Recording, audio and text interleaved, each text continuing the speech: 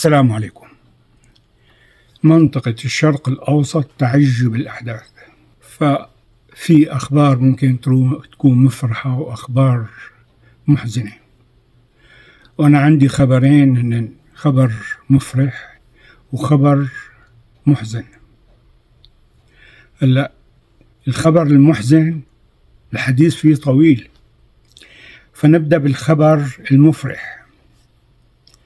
الخبر المفرح هو بدء انسحاب قوات حزب الله من سوريا، يعني حنخلص من حزب الله الحمد لله. هلا بننتقل للخبر المحزن، هو الحقيقة مجموعة أخبار. عوائل مقاتلي حزب الله وقياداته تنتقل إلى سوريا. هلا البيئة الحاضنة وكذا عم تيجي بشكل طبيعي يعني على سوريا، وفي انهم يروحوا على العراق. خبر محزن تاني، قوات الحشد الشعبي العراقية بدها تحل محل حزب الله بسوريا، يعني حنكون من تحت الدلف لتحت المزراب. الحشد الشعبي العراقي حترحب فيه إسرائيل بوجوده بسوريا، لكن هو والحكومة العراقية تبرأوا من كل شيء بيتعلق بلبنان، سحبوا ايدهم. بس على سوريا ما في شيء من هذا، بالعكس إسرائيل بتكون فرحانة إنه في مين عنا يضرب الشعب السوري. هذا موضوع تدخل الحشد الشعبي. بنيجي لنقطة إضافية، انسحابات للقوات الروسية من الجولان.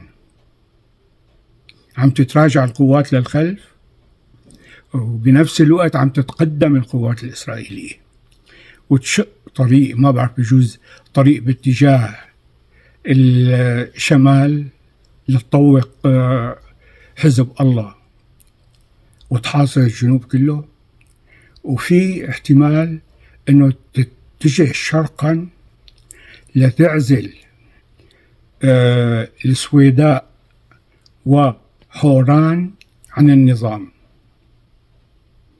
يصير مثل لهم شكل مستقل خاضع بشكل ما حيكون لإسرائيل، لأنه مطوق من إسرائيل أصلا ومعزول عن النظام.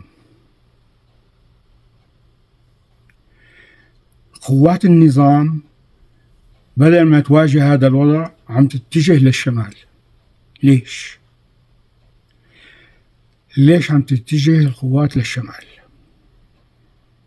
وخبر محزن تاني، القصف الروسي اللي أدى لعشرات القتلى والضحايا. وطبعا رجعنا لموضوع الشماتة في القتلى. هلا نحن داخلين بموضوع تبادل الشماتة، وطبعا البادئ بموضوع الشماتة هن جماعة حزب الله. وأنا بدعو كل السوريين لا تتحلوا بأخلاق حسين مرتضى، هذا واحد فاسق سافل. لا تتحلوا بأخلاقه، نحن أخلاقنا غير. أنا بكتفي بكل شيء، عم بكتفي حاليا بكل شيء عم بكتبه مثلا على تويتر أو كذا، عم أقول تلاحقهم لعنة الدم السوري. بكفي. هلأ شو اللي عم يصير؟ الروس عم يضربوا، في فصائل عم تتقاتل. يعني أنا ما بعرف الفصائل إمتى بدها تتحد، إمتى الفصائل بدها تتحد وهي عم تواجه هلأ قصف روسي والحشد الشعبي وجيش النظام عم ينتقل للشمال. طب شو اللي عم يصير؟